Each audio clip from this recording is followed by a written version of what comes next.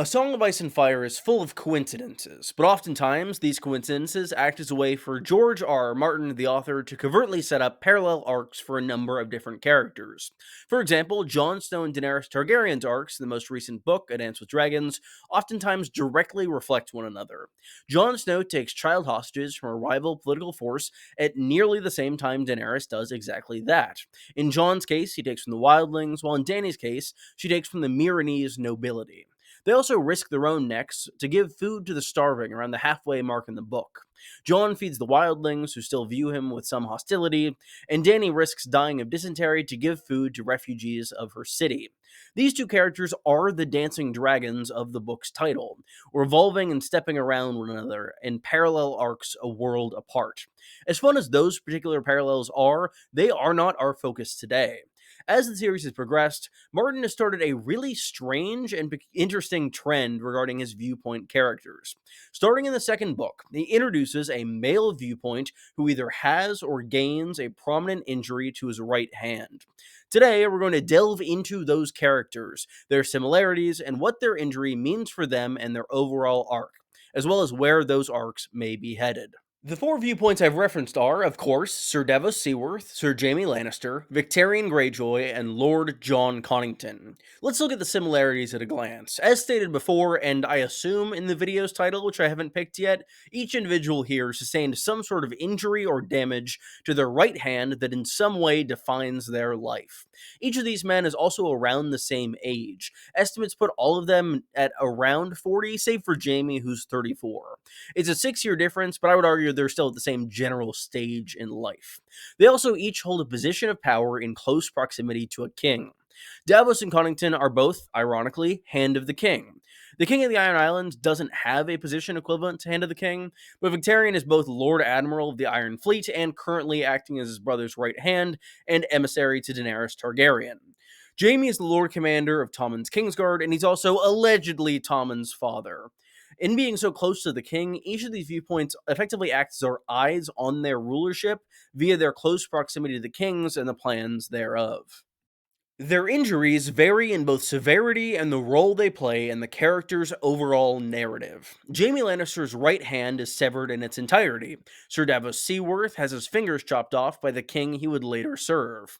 Victarion catches the blade of Sir Talbot Serry in his hand in battle, and that wound later festers before being magically cured. Jon Connington contracts grayscale in his right hand while rescuing Tyrion Lannister from the Stone Men in the Sorrow. Even looking at these injuries on a surface level, there are certain categories into which these characters can be grouped.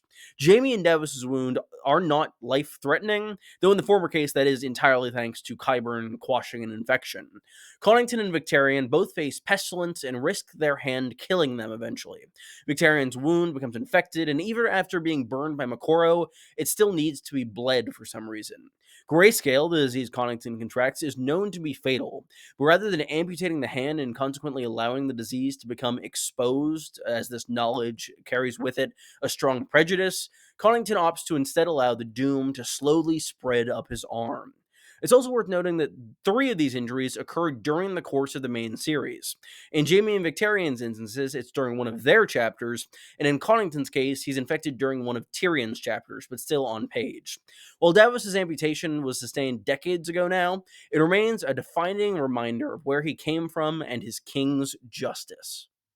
About 6 months ago, I wrote about Martin having a gift for writing disabled characters. In that video, I primarily discussed individuals who were born with a disability and the role they play in Martin's work. I think this video acts as an extension of that one, focusing on disability that is gained over the course of a narrative rather than those with which a character has always lived. I think at their core, the wounds on these 4 characters can be defined in 2 key ways. These 2 categories reflect the primary narrative role of the physical infliction in question, those being injury as transformation and injury as justice. 2 characters fall into being defined by each category and express it rather differently in each case. Transformation can mean growth or it can mean decay. Justice can be earned or inflicted, and how a character responds to any of this has a massive impact on their trajectory. The rest of this video is going to be dedicated to examining each of these characters in depth and how exactly I categorize them and their injuries and their role in the larger narrative.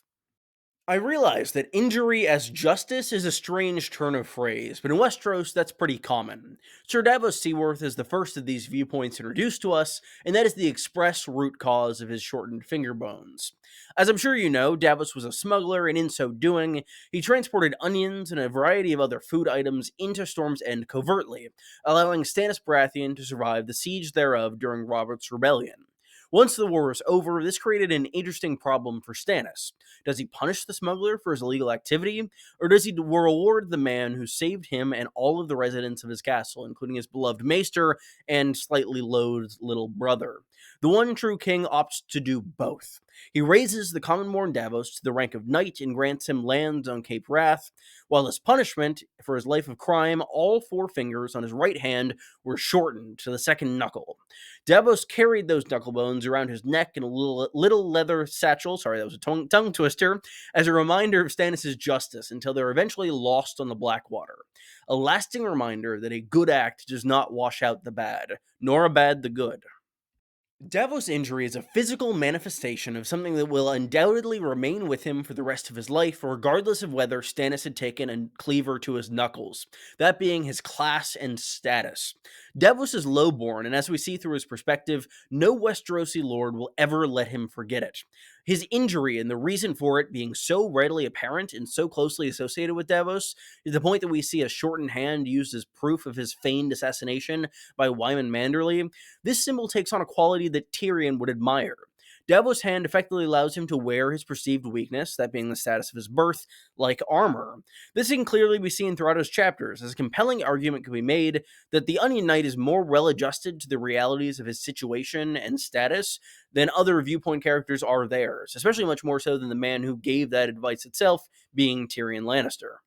All of this is reflected in Davos' injury itself. It's far and away the most stable we're going to cover today. It's not new or traumatic, nor is it actively worsening or risking his life. It's just there, and he just lives with it.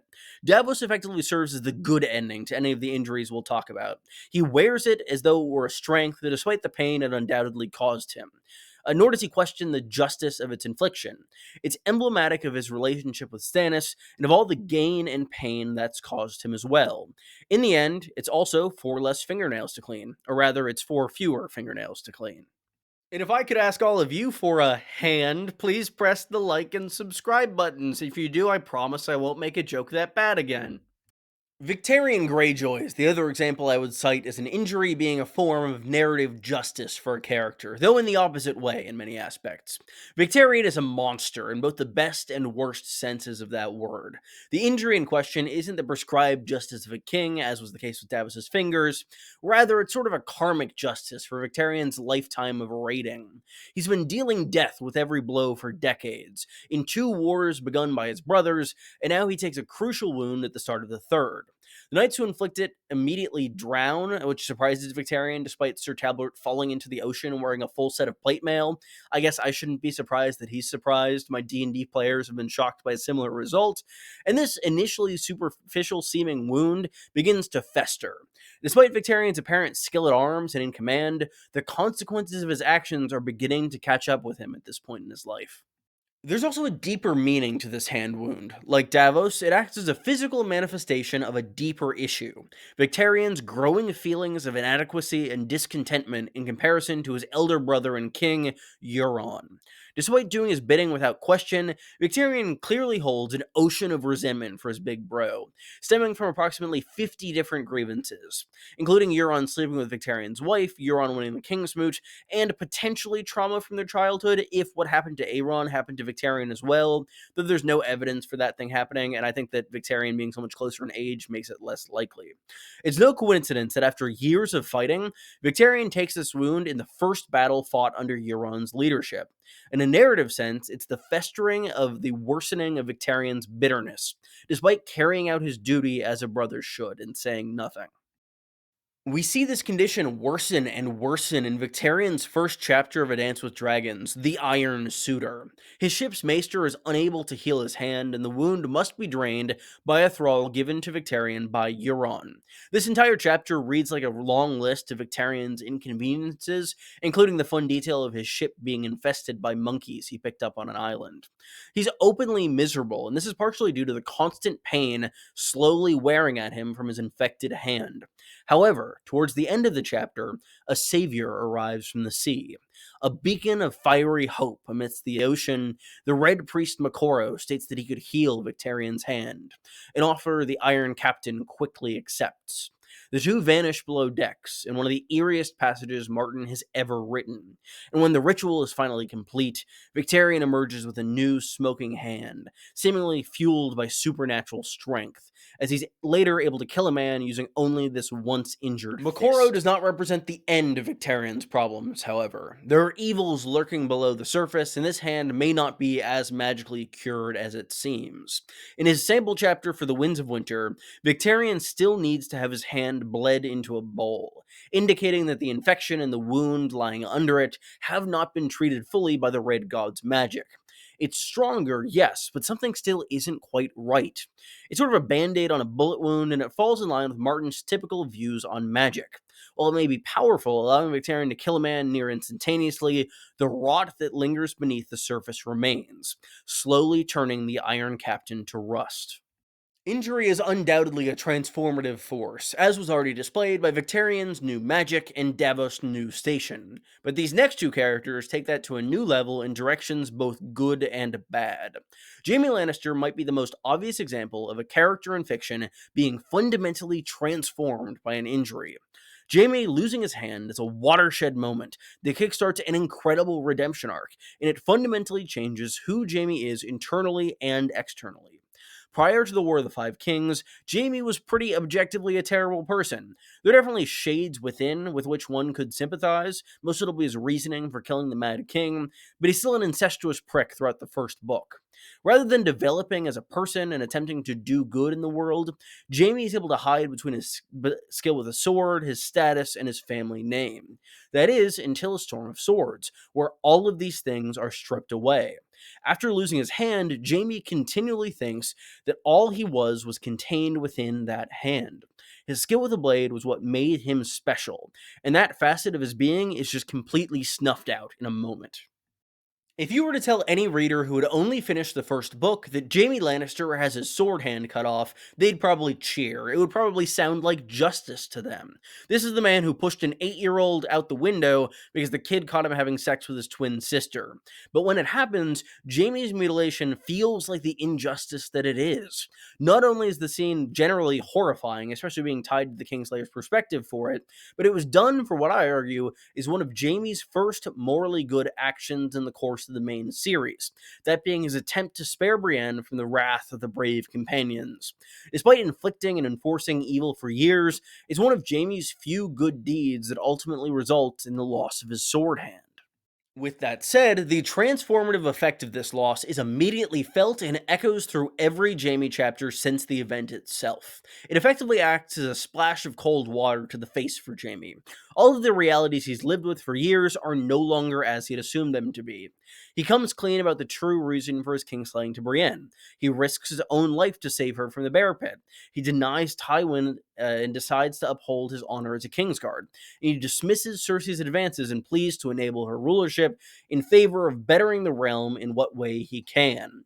Jaime's injury is a traumatic event from which the character can never fully recover, but by being so traumatic, Jaime is immediately placed onto a better path, one where he feels he can restore his honor and right the wrongs inflicted by his family on the innocent. What makes these characters so compelling to me is that the injury is not the main issue with their transformation. It's a spark, yes, it's what starts it, and there is undoubtedly a physical transformation in these characters, with Jaime losing his gift for swordplay and Connington being placed on a clock counting down to doom. But both of these inflictions act as a way to spark change within the character. That change comes from how they react to their situation. We see Jaime Jaime reacting to losing his sword hand by actually bettering himself as a person and embracing some of these good tendencies that he'd buried so deep within himself so long ago. With Connington, we kind of see the opposite. We'll get into more in depth in a second here, but with this ticking clock, we see all of his patience and calculation kind of begin to be removed as he's just hurtling headlong towards whatever destination he hopes to reach. Transformations inflicted by injury are not always positive. The final character to examine may be the one on the darkest path, that being Lord Jon Connington. His condition is unique as compared to the three other discussed earlier. Jaime, Davos, and Victarion all received a wound from a blade to their right hand, to varying degrees of harm. Connington's skin was never broken, but it's unfortunately turning gray. He and Victarion are both likely dying of their wounds, but Victarion seems none the wiser as to his impending doom. Connington is precisely the opposite. From the first page of his first chapter, you can sense the impatience and drive within this exiled lord. It's unclear at first why this is happening, as his condition isn't revealed until the end of that same chapter, but the death creeping up his arm is clearly cited as the motivation to abandon the fat man's plans and rush westward to claim the Iron Throne for his surrogate son. Connington only has one chapter beyond that point, but the transformation is already well underway. Impatience isn't the only feature of this newly emboldened Griffin Lord. He's becoming vastly less concerned with honor as he goes as well. The ends justify the means. He will place Rhaegar's son on the Iron Throne at any cost. We see this in practice via his capture of Griffin's Roost. He notes that most knights despise archers, viewing them as dishonorable. Connington even admits to having shared this distaste at one point, yet persists in their use. He also continually idolizes Tywin Lannister, thinking back to his regrets with the Battle of the Bells and wishing he'd burned down an entire village of innocents just to ensure the death of the rebel Robert Baratheon. These cutthroat instincts always dwelt within Connington, but Grayscale has brought them to the fore in a big way. He's on the clock, and he knows it. Throughout his chapters, you can almost feel the time ticking away and the disease slowly spreading. This transformation has a final dimension, and that's the massive amount of risk that Connington is taking on. Landing on Westeros with a force as small as the Golden Company was a gamble nearly certain to fail, yet they were blessed with the luck that Westeros has been decimated by war and famine. I'd say they're the only people blessed by that fact. Connington is also commanding an army in very close proximity to thousands of his soldiers, and carrying a very communicable disease that he's not telling anyone about. His actions are almost certain to result in the deaths of not only those he cares about, but massive swaths of Westeros as well. Jaime and Connington's transformations are inverted mirror images of one another. Jaime gains an appreciation for the bigger picture and for protecting those who aren't his family. Connington grows short-sighted and begins to focus on the only goal that matters to him. This parallel is also deepened by both men idolizing Tywin Lannister, assessing what he would have done in a given situation, though with varying outcomes and plans deriving from that practice and that ethos. Connington is also given an instance where his affliction of grayscale is a grave injustice. He's not necessarily a nice person, but he's contracted this disease by saving someone he didn't like. He did an objectively good thing, yet his life is forever shattered because of it, much like Jaime Lannister. The main difference is the differing reaction between these two middle-aged knights. You really have to hand it to George Martin. He knows how to write a book. George R.R. Martin is excellent at writing disability, and the wounds discussed in this video are an extension of that fact. The effects of these conditions are going to linger with these characters for the rest of their days. Those effects vary wildly based upon the injury itself, but typically result in the diminished use of the affected body part. I think why these wounds work so well as opposed to the other works of fiction that contain similar injuries is Martin walking a very thin line in regards to their impact on the afflicted character. A disability to this scale is undoubtedly a massive obstacle for anyone, and we see that in the four discussed today. They're undoubtedly changed by gaining this condition, but that condition itself does not necessarily define the whole of their being. There is much more to any of these characters than simply their injuries. These wounds are often acting as a catalyst for change within their arcs, rather than being the be-all, end-all of their characterization.